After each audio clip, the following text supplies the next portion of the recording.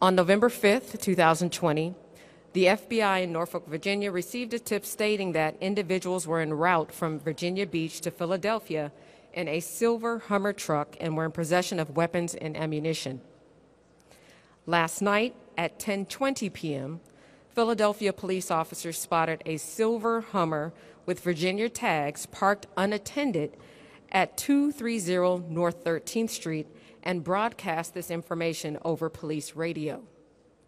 At 10:27 p.m., two Philadelphia police officers, bicycle patrol officers, observed subject number 1, who was later identified as a 61-year-old at 1230 Arch Street, 1230 Arch Street, carrying a Beretta 9mm pistol in plain view and a holster on his hip, in the company of subject number 2, who was a 42-year-old male, who appeared to have a handgun concealed under his jacket. The 61-year-old, a Pacific Islander male, stated that he did not have a handgun permit and was placed under arrest. The 42-year-old, a white male, stated that he had a Beretta .40 caliber pistol under his jacket and a Virginia concealed carry permit. The state of Pennsylvania does not recognize handgun permits issued by Virginia, so he was also taken into custody. The male stated that they came to Philadelphia in the silver Hummer, parked up the street, and gave written consent to search the vehicle. In that vehicle, an AR-style rifle was recovered from the vehicle.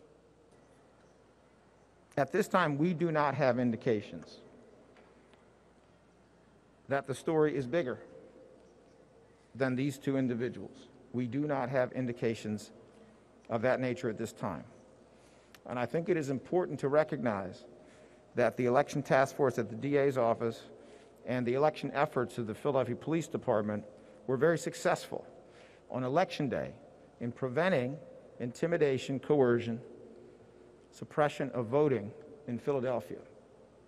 I think it is also worth noting that yesterday there was no significant presence, at least to the best of my organization's knowledge and close collaboration with others, there was no significant presence of hate groups, of white supremacists, of neo-Nazis. That is not something that was observed out there. And the interaction that I saw between supporters of one candidate and supporters of the other candidate, or supporters of continuing to count the votes and supporters of stopping a count of the votes, while it was vocal, did not appear to be violent.